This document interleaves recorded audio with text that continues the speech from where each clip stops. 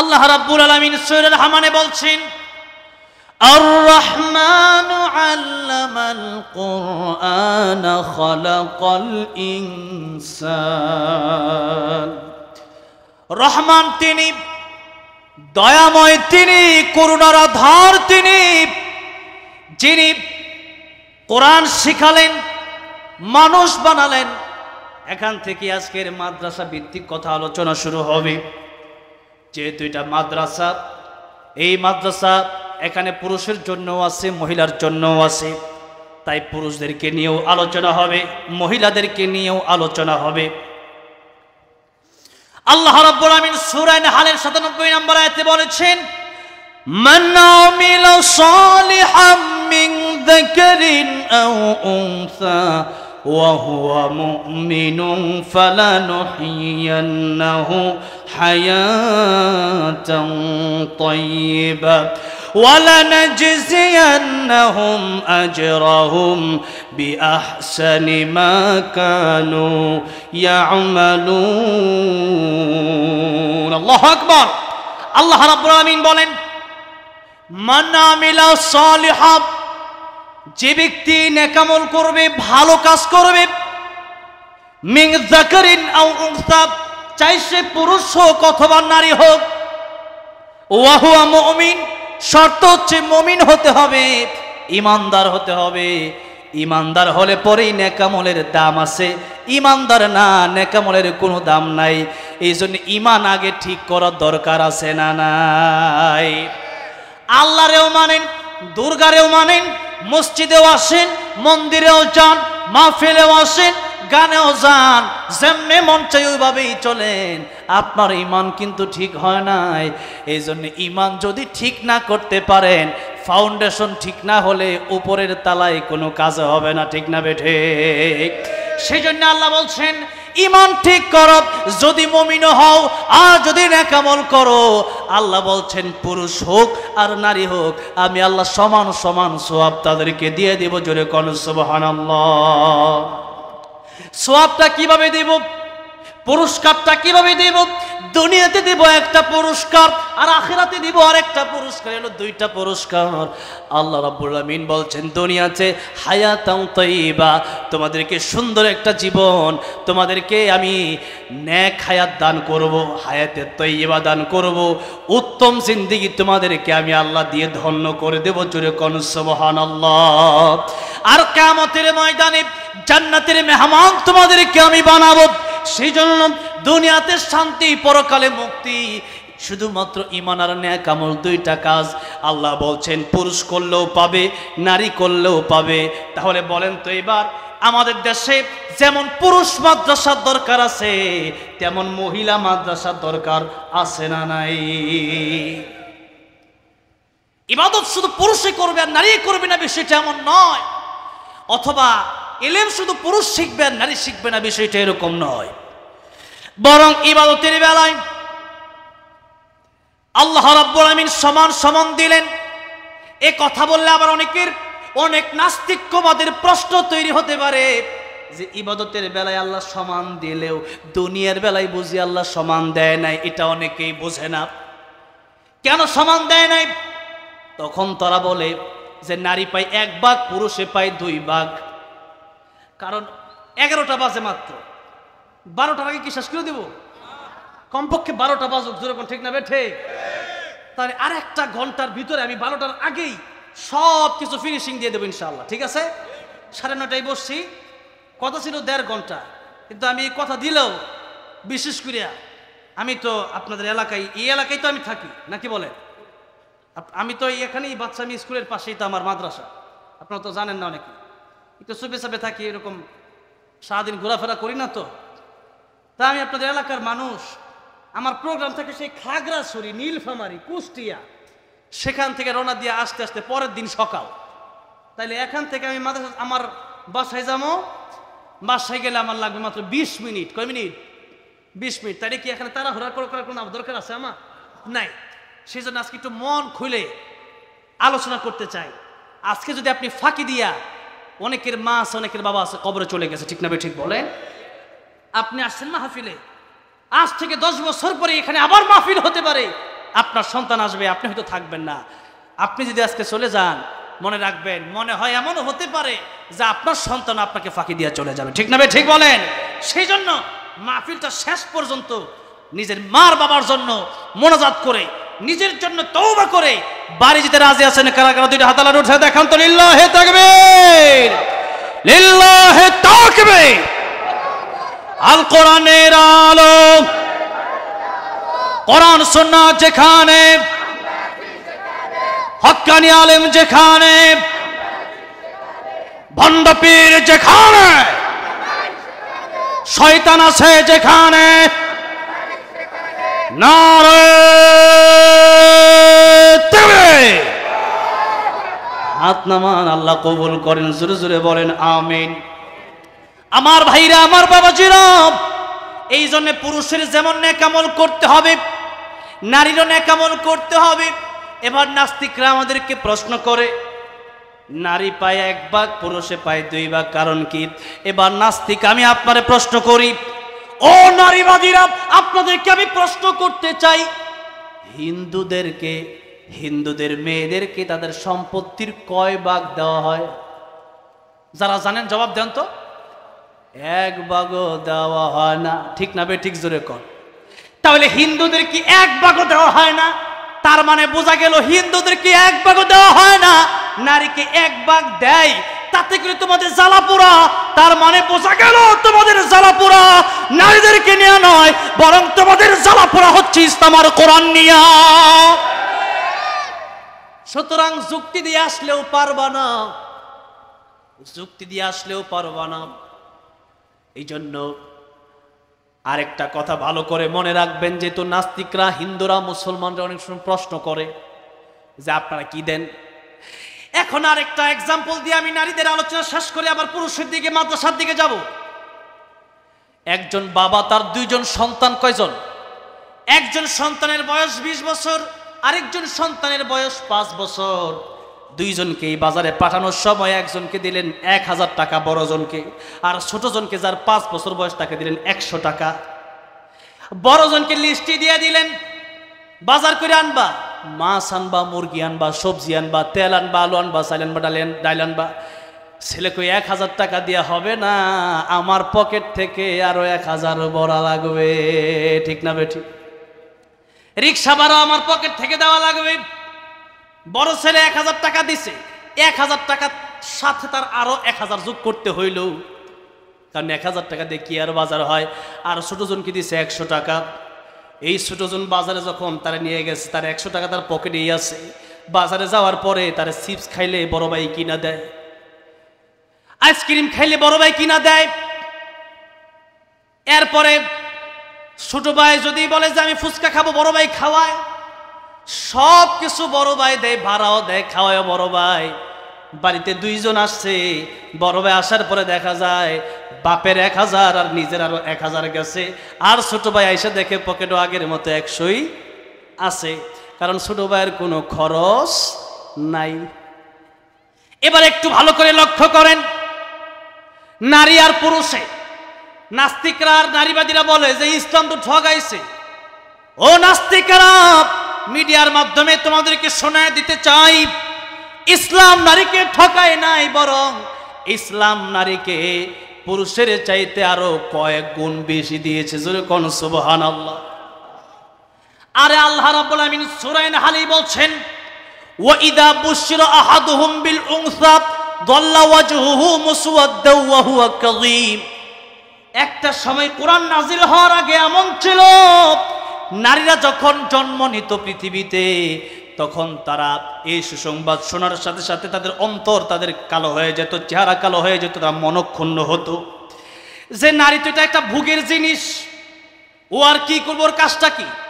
নারীকে কেবলমাত্র ভোগের জিনিস মনে করে মাটিতে পুঁতে ফেলা হতো, জিন্দা কবর দিয়ে দেওয়া হতো, আগুন দিয়া পোড়া মেরে ফেলা হতো। এমন কঠিন সময় আমার আল্লাহ যখন কোরআন নাজিল করে দিলেন, আর নারীদের সম্মান আমার আল্লাহ বাড়ায় দিলেন, আমার নবী কয়, ও দুনিয়ার মানুষেরা, নারীরা সাধারণ নয়, সাধারণ নয়, বরং আল জান্নাতু তাহতা আকদামিল উম্মাহাত, তোমাদের মায়ের পায়ের নিচেই রয়েছে তোমাদের জন্য জান্নাত। আল্লাহু আকবার। নারীর দাম ইসলাম বাড়ায় দিছে। কে বলেছে নারীর মান ইসলাম খাটো করেছে? এখন আপনি বলবেন তাহলে নারীকে কেন স্বাধীনতা দেওয়া হয় না? আপনি কোন স্বাধীনতা চান? আপনি কি শেয়াল হয়ে মুরগি খাওয়ার স্বাধীনতা চান? ওই স্বাধীনতা ইসলাম দেবে না। আর আপনার বাড়িতে মুরগি আছে, আপনি কি চান না কিনা শেয়ালে খেয়ে ফেলুক? চান আপনি? তাহলে মুরগির মালিক যেমন চায় না আমার মুরগি শেয়ালে খা, ইসলাম চায় না কোন নারীর ইজ্জত কোন নাস্তিক বেঈমান নষ্ট করুক। ইসলাম চাই না কোন মাদ্রাসার ছাত্রীকে কোন হিন্দু ছেলে দর্শন করুক, ঠিক না ঠিক? সেই জন্য আন্দোলন করা হচ্ছে প্রতিদিন। কেন সেই হিন্দু ছেলে আমাদের গাজীপুরের একটা মাদ্রাসার কোমল একটা বাচ্চা একটা শিশুকে ধর্ষণ করলো, এর বিচার চাওয়া লাগবে। কেন বিচার করতে হবে? বিচার যদি না করা হয় শুধু গাজীপুর নয়, তামাম বাংলাদেশ উত্তাল হয়ে যাবে। ঠেকানোর সুযোগ ডক্টর ইউনূস সাহেবেরও নয়। আমার ভাইরা, আমার বাবাজিরা, একটু ভালো করে বুঝেন। একজন সন্তান তার দায়িত্ব তার বাবার, ছেলের দায়িত্ব ততক্ষণ পর্যন্ত যতক্ষণ পর্যন্ত ছেলে বালেগ হয়, আর মেয়ের দায়িত্ব ততক্ষণ পর্যন্ত যতক্ষণ পর্যন্ত একটা মেয়ের বিবাহ না হচ্ছে। একজন ভালো পাত্র যতক্ষণ পর্যন্ত না পাওয়া যাচ্ছে, বাবা যদি মাজুর হয় বড় ভাইয়ের উপর দায়িত্ব আছে এই সব খরচ দেয়া। এরপরে মেয়েকে আবার বাবা এক ভাগ সম্পত্তিও দিচ্ছে, আবার স্বামীর দায়িত্ব হলো তার স্ত্রীর ভরণ পোষণ সব স্বামীর দিতে হবে। আবার যখন তার সন্তান বড় হলো, এই মহিলা যখন মা হয়ে গেল, তখন তার দায়িত্ব তার সন্তানের কাঁধে। সুতরাং একজন মহিলা, একজন নারী, একজন মেয়ে 4 জনের কাছ থেকে পাচ্ছে। কয়জনের কাছ থেকে? একজন মেয়ে তার বাবার কাছ থেকেও পাচ্ছে, তার ভাইয়ের কাছ থেকেও পাচ্ছে, তার স্বামীর কাছ থেকেও পাচ্ছে, তার সন্তানের কাছ থেকেও পাচ্ছে। আর ছেলের দিক দিয়ে তাকান, দেখেন ছেলে যখন বালেগ হয়ে যায় তখন তার কাজ শুরু হয়ে যায়। কোথাও না কোথাও রিজিক অন্বেষণ করার জন্য তার ছুটে পড়া লাগে। সেই কষ্ট করে বাড়ির বাবা বৃদ্ধ হয়ে যায়, এই বোনের খাবারটা পর্যন্ত তার ভাই জোগাড় করে দেয়। এরপরে বিয়ের সময় যখন হয়ে যায়, এই বিয়ের সময় হয়ে গেলেও দেখা গেছে দেনমোহর দিতে বাধ্য থাকবে ছেলে না মেয়ে। ছেলে মেয়ে যদি দেয়, জোর করে যদি নেয়, মেয়ের কাছ থেকে ওটা হবে যৌতুক। হালাল না হারাম? যৌতুক খাওয়া এমন হারাম, পায়খানা খাওয়া যেমন হারাম, যৌতুক খাওয়া এমন হারাম, শুকুরের গোশত খাওয়া যেমন হারাম, যৌতুক খাওয়া এমন হারাম, মদ খাওয়া যেমন হারাম। তাহলে আপনাকে যদি বলে আপনি বাথরুমের ময়লা খান, আপনি খাবেন নাকি? আপনি বলেন দুর্গন্ধ খাবো না। আরে ওইটার চেয়ে আরো বেশি দুর্গন্ধ যৌতুক খাওয়া। তাহলে আজকে থেকে নিয়ত কি করা যাবে না?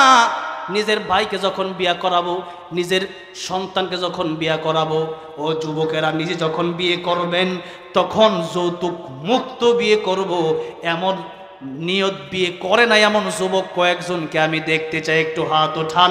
আল্লাহ আপনাদের জন্য নেককার একজন স্ত্রীর ব্যবস্থা করে দেন। জোরে বলেন আমিন। এত অবিবাহিত আল্লাহ। এখন ও যুবক ভাইয়েরা, যৌতুক যদি নেন শান্তি আসবে না, শুধু অশান্তি আর অশান্তি। ভাইয়েরা আমার, বাবাজিরা আমার, এক একটা নারীদের পক্ষ নিয়ে কথা বলতে গেলে গত 2-3 দিন আগে ঢাকা খিলক্ষেতে একটা মাহফিল, মহিলা মাদ্রাসার মাহফিল, দিনের বেলায় আলোচনা। সেখানে আমাকে বিষয় হুজুর মোহতামিম সাহেব দিয়ে দিলেন যে আপনি ইসলামে নারীদের মর্যাদা এবং অধিকার নিয়ে আলোচনা করবেন। সারা রাত যদি আলোচনা করি মনে হয় নারীদের পক্ষে আলোচনা শেষ হবে না। সুতরাং নারীদের পক্ষে অনেক কথা ইসলাম বলেছে, নারীদের সম্মান ইসলাম বাড়িয়ে দিছে। এবার পর্দার কথাটা বলি, আমি শেষ করে দেই। একটা চকলেটের খোসা আছে না নাই? বলেন তো চকলেটের খোসার কেন দরকার? যাতে করে চকলেটে কোনো ময়লা না লাগে। বাজারে এই সাইনবোর্ড এলাকায় বুট বাজার কলা পাওয়া যায় কি যায় না? বলেন কলা পাওয়া যায় কি যায় না? কলা তো ভালো একটি ফল। আমাদের দেশে কলা হালি হিসাবে বিক্রি হয়, আর বাইরের দেশগুলোতে কলা কেজি হিসাবে বিক্রি হয়। কি হিসাবে? কলার অনেক দাম। আমি যখন কাতারে গেলাম সেখানে গিয়ে দেখতেছি কলা কেজি দরে বিক্রি হয়, কেজি হিসাবে। মনে করেন আবার মালদ্বীপ থেকে আসলাম কয়েকদিন আগে, সেখানে গিয়ে দেখি কাঁঠাল আছে না, কাঁঠাল আমাদের দেশ গাজীপুর তো কাঁঠাল আছে না, আমাদের দেশ তো গরু কাঁঠাল খায় না, ঠিক না? সেই কাঁঠাল দেখি মনে করেন 10-12 কুশ হবে, প্রায় 3 থেকে 4 হাজার টাকা। কত? বাংলাদেশ যারা মালদ্বীপ গেছেন তারা জানে, মালদ্বীপে কয়েক কুশ কাঁঠালের দাম 3 থেকে 4 হাজার টাকা। আর আল্লাহ সেই নিয়ামত আমাদেরকে এমনি দিয়ে দিছে, আমরা মর্যাদা দিয়ে জানি না। মালয়েশিয়ার একটা ফল আছে, ওই ফলের নাম হলো ডুরিয়ান ফল। কি ফল? এইবার মালয়েশিয়া আমি গেছিলাম, যাওয়ার পরে সেখানে আমাকে ডুরিয়ান ফল খাওয়াইছে কয়েকজন। সেই ডুরিয়ান ফল খাওয়ার পর অনেক সময় ঘাম ছুটে যায়, এই ভয়ে মানুষ খেতে পারে না, অনেক দূর পর্যন্ত ঘাম ছুটে যায়। সেই ফল এত দামি ফল, মালয়েশিয়ার জাতীয় ফল সেই ফলটা, সেই ডুরিয়ান ফল। আমি এত ঘ্রাণ পাইলাম, এরপরে সুনামও শুনছি ফলের। আমি যখন খাইতে গেছি দেখলাম, দেখা যায় কাঁঠালের মতো, উপর দিয়া চোক্কা চোক্কার ভিতরে ফল 2-3টা কোষ থেকে কাঁঠালের মতো।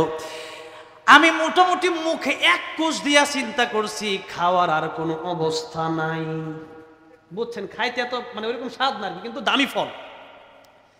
এই ফলটা যখন আমি মুখে দিলাম আর খাইতে পারলাম না, আমি বললাম না আপনারা শেষ করেন। হুজুর আপনি খান। আমি কেন, আপনারা খান। কিন্তু ওই ফলের দাম অনেক বেশি, কয়েক কোষের দামই হচ্ছে 2 থেকে 3 হাজার টাকা। সেই ডুরিয়ান ফল যেই মাত্র দেখলাম, আমার মনে হলো আরে আমাদের দেশে এত কাঁঠাল যে গরু খায় না, আমাদের বাড়িতে অনেক, আমার বাড়িতে শ্রীপুর থানায় এত কাঁঠাল গাছ, খাবে কে? তো চিন্তা করলাম কাঁঠালের ব্যবসা করা দরকার, মোটামুটি বড়লোক হয়ে যাবো কয়দিনে। আমি এতটুকু বোঝাতে চাইলাম, ওই ডুরিয়ান ফলের চেয়ে আমার মনে হয় কাঁঠালটা আরো অনেক বেশি ভালো, স্বাদও আছে। সেই কাঁঠাল আল্লাহ রাব্বুল আমাদেরকে নিয়ামত দান করেছেন। মালদ্বীপ আমার মন চাইছিল খাইতে, কিন্তু 2000-3000 টাকা কাঁঠাল কিনা খাম। আমি কই বাংলাদেশে গিয়া কয়দিন পরে খামো না। দেখেন আল্লাহ রাব্বুল আমিন না চাইতে আমাদেরকে এত নিয়ামত দান করে দিয়েছেন। এবার আপনাদেরকে যেই প্রশ্নটা আগে করেছিলাম, কলার কথা মনে আসেনি? কলা যদি বাজারে কেউ বিক্রি করে, যদি কেউ কলা শুলে, শিলা কলা যেটাকে বলা, ওইটা যদি বিক্রি করে, আপনারা কেউ কিনবেন ওই কলা? জুবাইর আহমদ আনসারী রহমতুল্লাহ আলাইহি তিনি একটা উদাহরণ দিতেন। তিনি বলতেন, কথার কথা, কোন এক লোক কলা বিক্রেতা, তার ওয়াইফ, তার স্ত্রী তাকে বলল যে এই কলাগুলা বাড়িতে নিয়ে যাবেন। মানুষ কলা কত কষ্ট করে শিলা খায়, এই কলাগুলা শিলা এরপরে বাজারে নিয়ে যান, তাহলে মানুষ সহজে খাইতে পারবে। এই লোক বাজারে কলা ছিলে, এরপরে কলা নিয়ে গেছে বাজারে। বাজারের লোকজন কলা কিনবে নাকি তার বাজার থেকে উঠাইয়া দিবে? কারণ তার কারণে আরো কয়েকজনের দোকানে মাছি মশা আসবে, যেরকম ঠিক নেবে ঠিক। এবার লোকটা গান গায়, কে আসো আমার কলার খরিদ্দার, কলার সাথে আছে 1 টাকা কইরা পুরস্কার, আমার সাথে আছে 100 কলা, 100 কলার সাথে 100 টাকাও পুরস্কার দিব, তাও এই বল লয়ে আর ঘুরতে পারবো না। রাস্তা দিয়ে একজন হেঁটে যাচ্ছে, সে চিন্তা করলো কলা তো খাওয়ার সিস্টেম নাই, কারণ কলা তো মশার মাছি খায় শেষ করে দিছে, ওই কলা খাওয়া যাবে না। সুতরাং এই কলাটা আমি নিয়ে না হয় ডাস্টবিনে ফেলাইয়া দেব, 100 টাকাও যেহেতু পাওয়া যাবে, কলাও নেই টাকাও নেই। এই যুবকটা কলা নিল আর টাকা নিল, বলেন তো আসলে কলা খাওয়ার জন্য কলা নিল নাকি টাকার লোভে কলা নিল? টাকার লোভে। কলা তো আর সে খাবে নাই, কলা খাওয়ার উপযুক্ত না। ঠিক তেমনি ভাবে ছোলা কলার যেমন দাম নাই, একটা 5 টাকার কলাতে যদি খোসা না থাকে, ওই কলা যদি মানুষ না কিনে, বরং সেই কলা দিতে হয়, আবার সাথে টাকাও দিতে হয়, কারণ ফেলারও জায়গা নাই। যেখানেই ফেলতে যায় সেখানে ধমক, এখানে কলা ফেলা যাবে না। ঠিক তেমনি ভাবে ও নারী, ও বোন, আপনার সম্মান ইসলামে এত বেশি, আপনার পায়ের নিচে আমার নবী জান্নাত ঘোষণা করেছেন সন্তানের জন্য, আর আপনি, আমার নবী বলছেন এই দুনিয়ার যত সম্পদ আছে সবচেয়ে উত্তম সম্পদ হলো নারী। সেই নারী যদি পর্দাবিহীন চলে, একটা কলা যদি খোসা ছাড়া থাকার কারণে কলার দাম কমে যায়, বলেন তো দুনিয়ার সবচেয়ে উত্তম সম্পদটা খোসা, ওই সম্পদের জন্য খোসার দরকার আছে না নাই? এবার বলেন তাহলে নারীদের পর্দা দরকার আছে না নাই? পর্দা যদি না করেন ও বোন, আপনার ইজ্জত নষ্ট হবে, আপনি জিনার সম্মুখীন হবেন, আপনি ব্যভিচারের সম্মুখীন হবেন, ইফতিজিং এর শিকার হতে পারেন। সেজন্য আল্লাহ আগেই বলেছেন, ও দুনিয়ার মহিলারা, তোমরা জাহেলি যুগের নারীদের মতো উলঙ্গ বের হইও না, টাইট ফিট পোশাক পরে তোমরা বের হইও না, হিজাব আর বোরকা পরে তোমরা বের হও। এই কাজ যদি না করতে পারেন, পুরুষ যদি নারীকে সস্তায় পেয়ে যায়, তাহলে পুরুষ আর বিয়ে করতে চায় না। কথা ঠিক না ঠিক বলেন? পুরুষ যদি নারীকে এমনি সস্তায় পেয়ে যায় আর বিয়ে করবে না। বিয়ের প্রচলন সমাজ থেকে আজ কেমন যেন উঠে যাচ্ছে, আর বিয়ে হলেও বিয়েতে কেমন যেন মানুষের মন টিকে না, খালি ডিভোর্স আর তালাক। এর প্রধান কারণ হচ্ছে পরকীয়ায় জড়িত হয়ে যাওয়া। ঠিক না বেঠে? এজন্য পর্দা না করার কারণে আজকে পরকীয়া, পর্দা না করার কারণে জিনা, পর্দা না করার কারণে ইফতিজিং। ও মা বোন, আপনি বোরকা লাগান, ঢিলা ডালা বোরকা লাগান, চেহারাটা ঢেকে ফেলেন হিজাব দিয়া, এরপর রাস্তায় বের হন, আপনার দিকে মানুষ খারাপ নজরে তাকাতে পারে না। এই জন্য মা বোন, পর্দা যদি আপনি না করেন, তাহলে ওই যে কলার সাথে একটা করে পুরস্কার দিছিল, ওইভাবে ও বোন আপনাকেও যখন কোনো যুবকের সাথে বিয়ে দিবে, সেও বলবে যৌতুক সারা হুন্ডা সারা বিয়া করতাম না। কে লিগা? এমনি তো তার দেখা যায় হারা দিন আঙ্গুল এলাকাত ঘুরে, আরে বিয়া করার ধ্যান মহৎ দিয়ে বিয়ে করতাম, উল্টা আমার দিয়ালো যেরকম। ঠিক না বেটি? এই জন্য নারীদের সম্মান আল্লাহ দিয়েছে, মর্যাদা ইসলাম দিয়েছে। সে কথা বলতে গেলে অনেক কথা, তবে নারীদেরকে নিয়ে আরেকটা কথা বলতে চাই।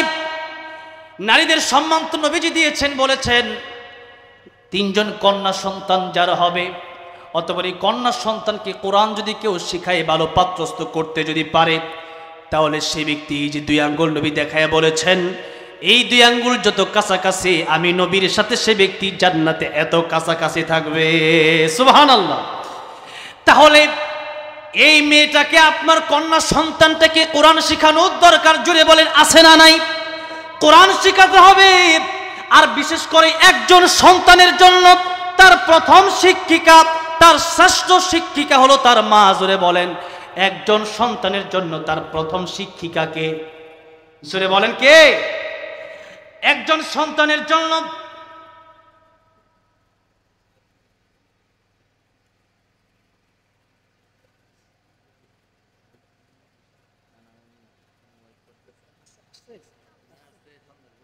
সুবহানাল্লাহ।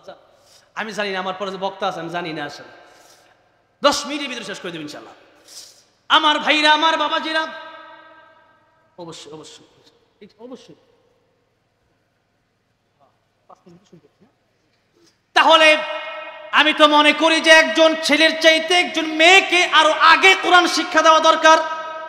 কারণ একজন গুণী মানুষ বলেছেন, একজন মা, একজন ভালো মা উপহার দাও, আমি সেই মা থেকে একজন ভালো জাতি উপহার দেব।